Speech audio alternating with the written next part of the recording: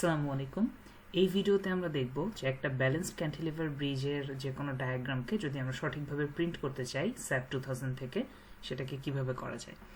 তো first of all হচ্ছে আমাদের এইখানে আমরা দেখতে পাচ্ছি যে হিঞ্জগুলো দেখা যাচ্ছে, বাট ইন জেনারেল অপশনটা ঠিকমতো দেওয়া না থাকলে এই হিঞ্জগুলো দেখা যাবে না। তো হিঞ্জগুলোকে দেখানোর জন্য আমরা এই অপশনটায় চলে আসবো।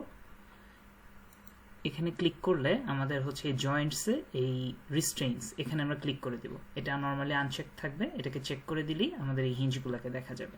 হিঞ্জগুলোকে দেখানো এই জন্য ইম্পর্টেন্ট, কারণ আমি যখন এটাকে প্রিন্ট করে ফেলবো, হিঞ্জ না থাকলে কিন্তু এটা বোঝা যাবে না যে আমি এটাকে হিঞ্জ দিয়ে এরপরে রান দিছি নাকি হিঞ্জ ছাড়াই রান দিছি।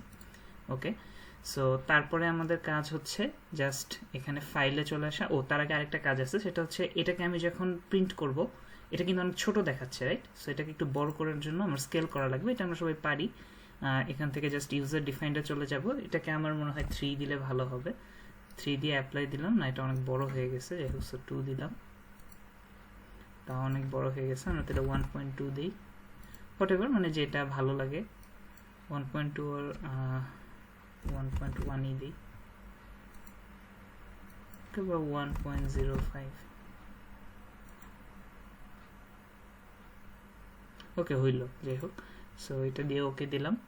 তারপরে আমরা যেটা করব, এখানে ফাইল দিলাম, দিয়ে এখান থেকে যাব আমরা প্রিন্ট গ্রাফিক্সে।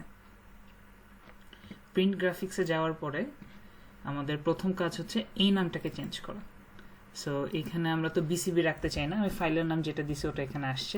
ফর এক্সাম্পল এখানে লিখলাম ব্যালেন্সড ক্যান্টিলিভার ব্রিজ।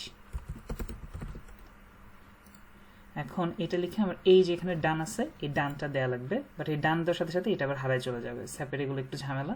এইখানে আসলে এটা আছে, এটাকে ধরে এখানে আমার আবার নিয়ে আসতে হবে। আচ্ছা, ধরে নিয়ে আসলাম, সমস্যা নেই।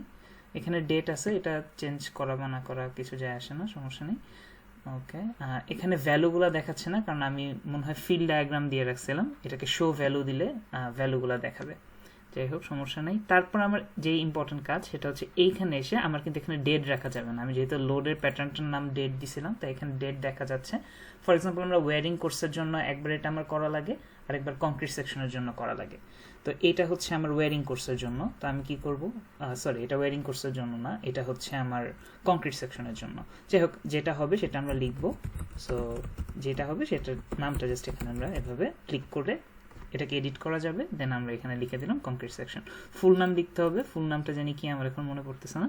আচ্ছা, ডানটা এখন কোথায় চলে গেছে? আমার কম্পিউটার স্ক্রিনের নিচে চলে গেছে। স্যাপের এগুলো একটু ঝামেলা, সমস্যা নেই। আমরা জানি যে ডানটা আসলে এখানে আছে, এখানে ক্লিক করলে এটা ডান হবে। বাট কি হলো, এটা এখন সরে গেছে। সরে গেলেও সমস্যা নেই, আমরা এটাকে জাস্ট ড্র্যাগ করে যেখানে মোটামুটি হয় ওখানে নিয়ে আসবো। তো তারপরে আরেকটা কাজ আছে, সেটা হচ্ছে আমার এই প্রিন্টার সেটআপে একটু যাওয়া লাগবে। আমি তো চাই যে এটা এখানে প্রপার্টিজে যাওয়া লাগবে। পোর্ট্রেটে আমি প্রিন্ট হোক এটা চাই না, আমি চাই যে এটা ল্যান্ডস্কেপে প্রিন্ট হোক। সো এখানে আমরা ল্যান্ডস্কেপ দিব, দিয়ে হচ্ছে তারপরে ওকে দিব। আচ্ছা, আমার এটা অনেক বড় ছিল, তাই এটার জন্য আসলে পোর্ট্রেটই ঠিক ছিল। সো আপনার যেটা ঠিক হয় আপনি ওইটা ওইভাবে দিয়ে নেবেন। বাট মেন কথা, এই জিনিসগুলোকে চেঞ্জ করার জন্য আমার এই প্রিন্ট এই সেকেন্ড যে বাটনটা আছে এখানে ক্লিক করা লাগবে, এখানে প্রপার্টিজে আসা লাগবে। আচ্ছা, অ্যাডভান্সডেও আমার একটু যাওয়া লাগতে পারে, কারণ হচ্ছে আমি লেটার চাই না, আমি চাই A4 হোক, তাহলে প্রিন্টটা ঠিকঠাক হয়। সো সেখান থেকে A4 দিব, দিয়ে ওকে ওকে ওকে। তারপর হচ্ছে ফাইনালি আমি এখানে দিয়ে দিলে এটা প্রিন্ট হয়ে যাবে। ওকে, ঠিক আছে, থ্যাংক ইউ।